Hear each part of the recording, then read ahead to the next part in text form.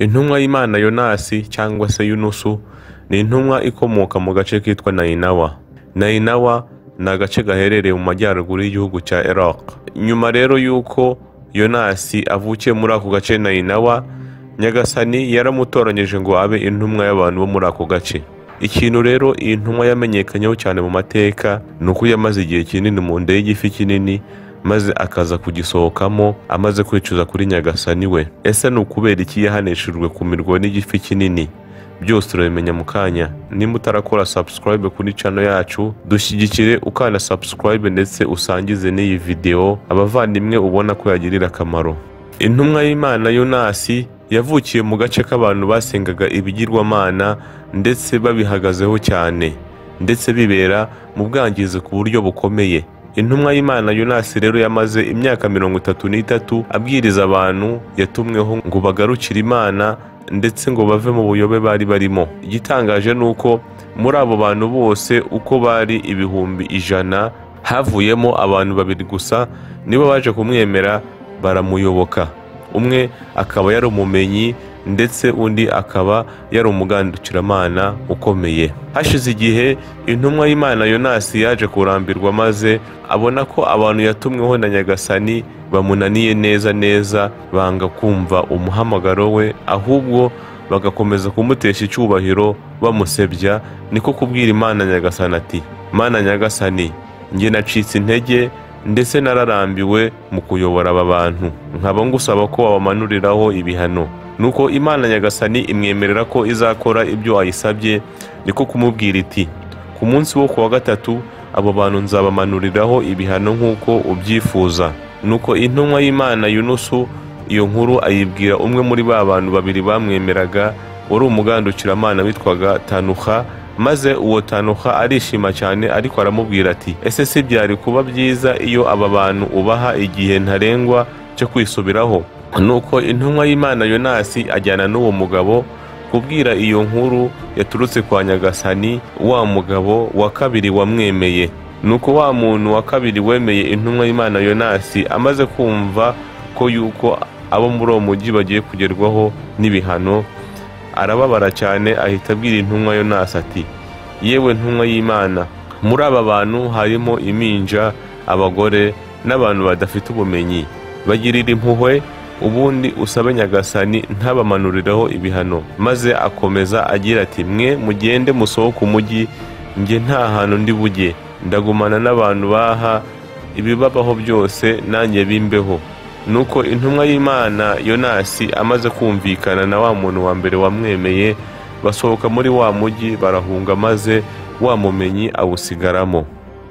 Mu by'ukuri intumwa y'Imana Yonasi yari afite ukuri ko kurakara, kuko yabwiye abantu yatumweho abahamagarira kuyoboka imyaka isaga 33, ariko igitangaje nuko ari 2 bonyine babasha kumwemera. Bityo bituma abatera icyizere, maze arabarakarira, abasabira ibihano kuri Nyagasani, ubundi abasohokamo arabahunga ngo ibyo bihano bitamugeraho. Ariko mu by'ukuri iyo akomeza kwihangana akaguma mu bantu be, agakomeza kubabwiriza, wenda bari kugeraho bakemera kuyoboka. Ariko intumwa Yonasi kwihangana byarayinaniye, maze icyo gikorwa cyiza cyo kubwiriza irakireka, ibasohokamo irigendera. Kubera kureka iryo bwiriza butumwa nibyo byatumye Nyagasani amurakarira cyane. Intumwa y'Imana rero Yonasi amaze gusohoka muri wa mujyi Nainawa, yagannye hafi y'inyanja arategereza.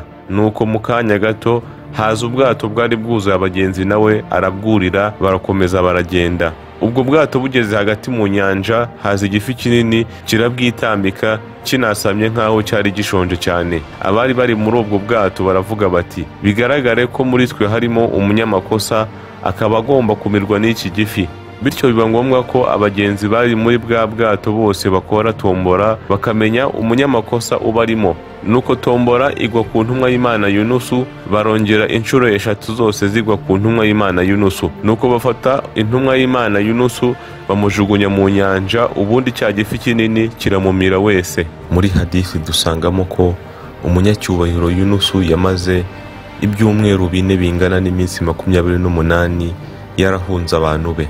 aho yamaze iminsi 7 arimo agana ku nyanja, amara indi minsi 7 ari mu nda y'igifi, amara indi minsi 7 yavuye mu nda y'igifi ari munsi y'igiti, ubundi amara n'indi minsi 7 ari gusubira mu bantu be ahitwa i Nainawa aho yaturutse.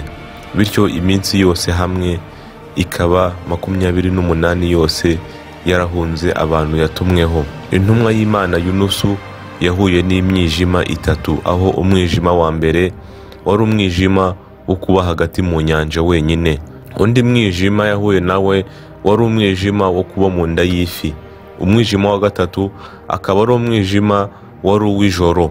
Ariko hamwe n'ibyo byose intumwa y'Imana Yunusu yahozagaho kwibuka Nyagasani we, aho Qur'ani igira iti: unibuke inkuru y'intumwa Yunusu ubwo yagendaga arakaye kubera ko abantu be banze kumwumva, akeka ko tutamushyira mu ngorane, nuko atakambira mu mwijima wo mu nda y'igifi ndetse n'uwo mu nyanja avuga ati: nta yindi mana ibaho ikwiye gusengwa mu by'ukuri uretse wowe Allah, ubutagatifu n'ubwawe, mu by'ukuri nge nari umwe mu nkozi z'ibibi. Nuko twakira ugutakamba kwe maze tumukiza ingorane n'akababaro. Uko ni nako turokora abemeramana.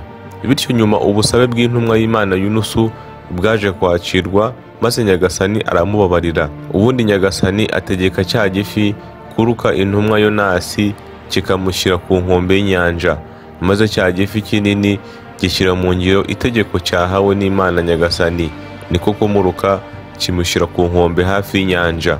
Gusa intumwa Yonasi kubera yari azi ibyo yakoze bitashimishije Nyagasani akiri mu nda y'igifi, yahozagaho kwibuka Nyagasani no kumwicuzaho kenshi cyane, ari nabyo byatumye abona ubutabazi buturutse kwa Nyagasani. Naho ubundi iyo adakora ibyo, Nyagasani muri Qur'ani avuga ko yari kumugumisha mu nda y'igifi kugeza ku munsi w'imperuka. Ese nyuma yaho intumwa Yonasi yagarutse mu bantu be gute? Byaje kugenda gute? Tubararikiye igice cya 2 ku mateka y'intumwa y'Imana Yunusu. Muhorane amahoro y'Imana.